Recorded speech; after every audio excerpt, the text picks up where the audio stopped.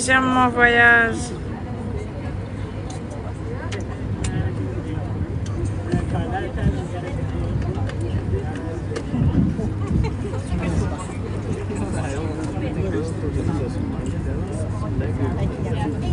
J'ai compris.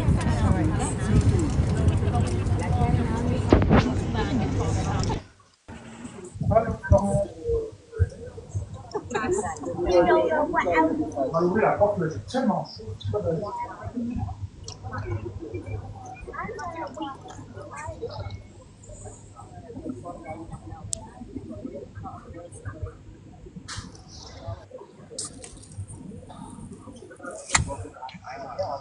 We may be passing from the way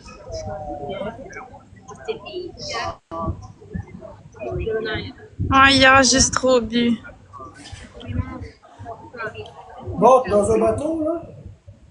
Je suis dans le bateau, ouais.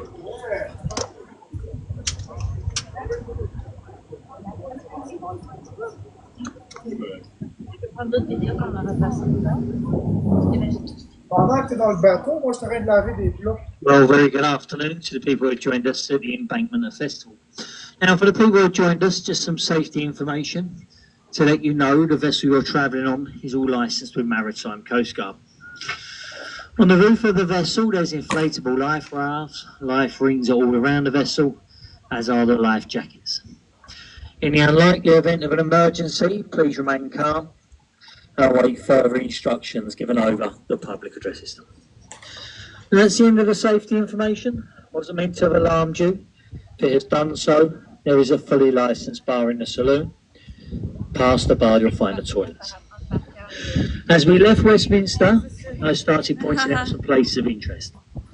I'm not a professional guide though, so if I do make any mistakes, please just bear with me. In front of us, we have the Waterloo Bridge. Now, this was completed during the Second World War by the Land Army. It is more affectionately known here on the Thames as the Ladies' Bridge.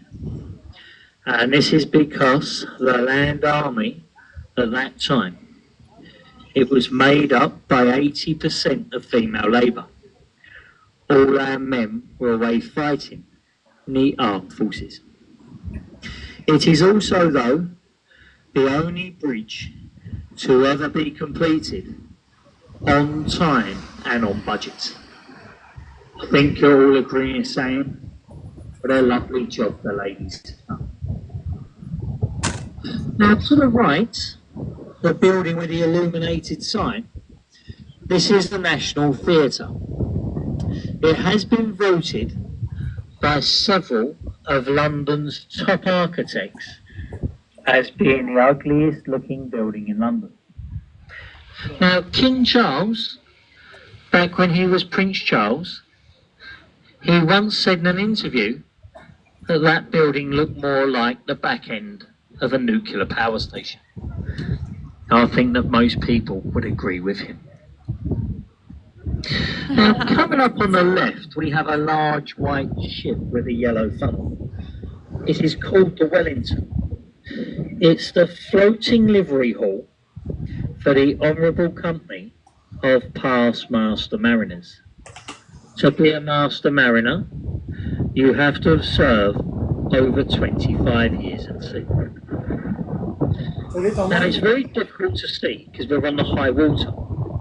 But as we go past the ship, if you look behind the flag on the river bank, we're going to see a stone archway. It is called the Temple Arch, and it's the boundary line between two cities. Now, that's the city of Westminster we are just leaving, and we are now entering the City of London. The City of London is one of the world's smallest capital cities. There's only one square. It's a Temple Arch. Also to the left, there's a red telephone box. Now, years ago, there was hundreds in London. In fact, probably thousands. But that's the only one today that remains in the City of London.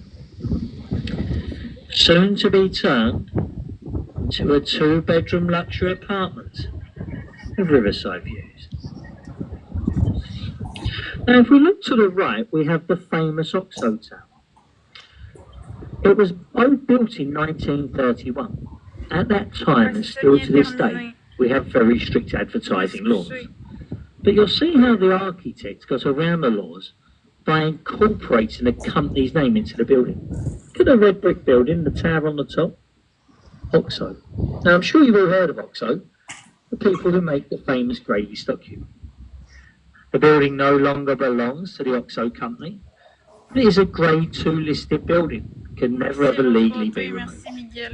Comprises of many things today. The bottom's a few shops, the middle is apartments, and the top is the famous Oxo Tower restaurant. Merci, Nathalie. And to the left, that building with a sloped roof and a spire in the middle, that's the old City of London School for Boys. Many famous people educated over there. Lord Asquith, Lloyd George, two of our former Prime Ministers. Building now belongs to J.P. Morgan, the American bank. In front of us, the Blackfriars Road Bridge, followed by the Blackfriars Railway Bridge. But as we pass through, you're going to see all that remains from the first ever railway bridge to span the River Thames. The old St Paul's Railway Bridge. Now it carried the first steam trains across the river for the Chatham Dover Railway line. The top half of the bridge, it was removed many years ago, as it couldn't take the weight of the modern day trains. You can never remove these old pillars though. If you was to pull these out, you would actually undermine the foundations of the modern day bridge. It would become unsafe. That's why the 8 red pillars remain today. Now, coming up on the right, we have the building with a tall chimney, the old Bankside Power Station. Today, it's the Tate Modern Art Gallery. Now, if you want to see things like a pile of old bricks, or half a cow in a jar, well, that is the place to go. If you want to see a real work of art, you look to the left-hand side. Dominating the skyline, the dome and golden cross, Sir Christopher Wren's masterpiece, St Paul's Cathedral. It took Wren 35 years to complete. It stands 365 feet tall, and it is the second largest unsupported cathedral dome in Europe.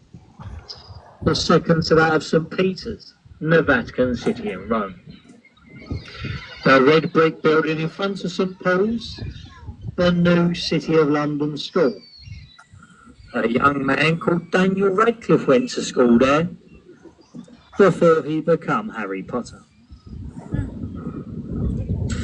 Now, as we pass beneath Norman Foster's Millennium Footbridge, coming up on the right, the white circular building with a thatched roof is the replica of Shakespeare's Globe Theatre. Built to the dream of an American film director, Sam Wanamaker. Go over there today and you can see an old Shakespearean play being reenacted, as it would have been done back in Shakespeare's time. Now, in front of us, we have the Southwark Bridge. It opened in 1921 and originally built to relieve the strain from the old London Bridge. But if we look up above the bridge, in front of us to the right, dominating the skyline, we have the Shard. Now, at the moment, the Shard is still the tallest tower block in Western Europe, 1,016 feet tall. Comprises of many things today. There's offices, shops, bars and restaurants, hotels, and the top of that building is a viewing gallery.